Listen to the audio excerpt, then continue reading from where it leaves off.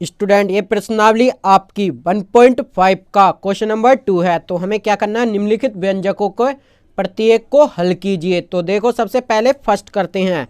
तो सबसे पहले फर्स्ट का आंसर हम करते हैं। तो ये क्या लिखा हुआ है, हमें दिख रहा है 2 + √3 इंटू 2 + √2। तो देखो ब्रैकेट में है ये, यानी कि इनकी आपस में गुणा होगी। तो सबसे पहले इस 3 की इन दोनों में होगी, फिर इस रूट की इन दोनों में होगी। तो देखो 3 की जब इसमें करेंगे तो 3 दूनी 6, तो हमारा 6 आएगा। फिर प्लस प्लस का प्लस का चिन्ह होगा। अब प्लस का चिन्ह इसका, प्लस का चिन्ह इसका, क्योंकि जिसके आगे कोई चिन्ह नहीं होता प्लस प्लस का होता है। तो प्लस के 3 की √2 में हो गई, तो इसकी आएगी 3√2, यानी कि ये इसकी गुणा में होगा। अगर स्टूडेंट आपको चिन्हों में कन्फ्यूजन है, आपको चिन्ह नहीं पता, तो कमेंट करके जरूर बताएं। नेक्स्ट वीडियो में हम इन्हें चिन्हों को भी अच्छे से समझा देंगे। तो अब देखो प्लस आप इसकी करेंगे 3 की इसमें 2 में, तो √2√3 आएगा इसका भी जब करेंगे, क्योंकि जैसे कि इसका आया था। अब 3 की इसमें करेंगे रूट की, तो रूट के 6 आएगा, 3 दूनी 6, रूट के अंदर वो भी। तो स्टूडेंट ये हमारा हल हो गया। अब हम करते हैं सेकंड। तो सेकंड का हल करते हैं। तो देखो सेकंड में क्या है, 3 + √3, 3 - √3। तो आप एक फॉर्मूला जानते होंगे a + b और a - b का, आप शायद जानते हो, होता है a² - b², यानी कि a² - b² का होता है a + b a - b। आपको दिख सकता है a + b a - b, यानी कि ये a² - b² के रूप में हम इसे लिख सकते हैं।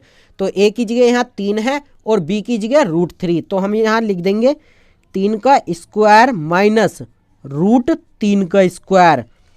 तो देखो आपको बता दें, अगर √3 की गुणा √3 में करते हैं तो हमें 3 आता है, यानी कि सेम रूट वाले सेम हैं, उनकी गुणा करते हैं तो रूट हटके खाली एक संख्या आ जाती है। जैसे √5 की √5 में तो 5 आएगा। आपको ये चीज़ें क्लियर रहनी चाहिए। तो आपको पता चल गया होगा कि अब 3 × 9 आ जाएगा, और माइनस के √3 की √3 में, क्योंकि स्क्वायर का मतलब होता है √3 की √2 में गुणा, क्योंकि स्क्वायर का मतलब होता है कि जिस पे भी स्क्वायर चढ़ रहा उसकी 2 बार आपस में गुणा। तो √3 की √3 में होगी तो 3 आएगा। तो 9 में से 3 जाएंगे तो 6 बचेगा। तो आप सभी का ये उत्तर भी आ गया। तो चलिए अब तीसरे का हल देखते हैं। तो तीसरा भी क्या है, तीसरे का हल। तो हमारे पास तीसरा क्या, √5 + √2।